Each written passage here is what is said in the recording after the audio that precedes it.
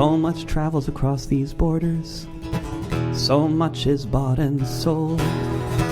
One way goes the gunships, the other comes the gold.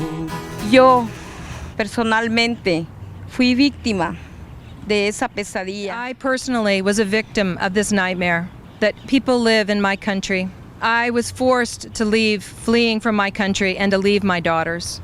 We have, over the last 2 months, the largest undertaking of family detention since Japanese internment. This is not an immigration crisis. This is not an invasion. It is a humanitarian imperative. This humanitarian emergency requires, as first urgent measure, these children be welcomed and protected. Free trade is like a needle, drawing blood straight from your heart. The border's like a prison, keeping friends apart. Will we open up the borders, tear down the prison walls, declare that no one is illegal, watch the giant as it falls? I know our history in Latin America and South America. I know that we've destabilized a lot of these countries. So these children are fleeing danger that we're largely responsible for. So the idea that the immigration problem begins when they come to our border, I think, is irresponsible for us as a nation to let our corporations move in and destabilize other places. And then when those become living hell and the children need to flee for safety, for us to act like we had nothing to do with it. Hear the drowning child crying. Why are the fences growing taller? Some whisper in the shadows, while others count the dollars. Some have suits and ties, others chains and collars. Will we open up the borders, tear down the prison walls, declare that no one is illegal, watch the giant as it falls? This evening, we're called to lift up our voices and to testify to the moral, the ethical demands inherent in that idea that as a people, we must respond to the most vulnerable among us with love, with support. We must demand of our leaders and our fellow citizens that what we need at the border and what we need for those frightened and exhausted children is not the mobilization of National Guards. It is not the further militarization of our borders. It's not more detention. It's not more deportation. I want to share with you some bad experiences that I learned about when I was in detention.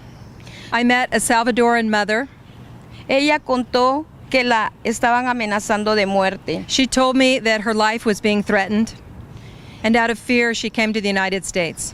Some days after she left, her 2 daughters were kidnapped.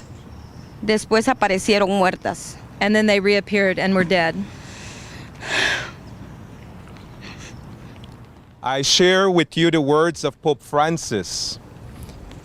He says a change of attitude toward migrants and refugees is needed on the part of everyone, moving away from fear, moving away from indifference and marginalization. The administration has announced plans for more than 6,000 family detention beds here in the United States, most of which will probably be operated by for-profit prison corporations like the GEO Group and Corrections Corporation of America. We have to change the policies that created this refugee crisis in the first place, and we have to change our government's reaction. Before, families were often released and given a notice to appear in court, and now families are being detained and they often don't have any access to legal counsel. They're not granted bond. Basically, these facilities are a fast track to deportation. This is really a crisis for people who are being deported and being detained. And we need to change that policy to be a welcoming policy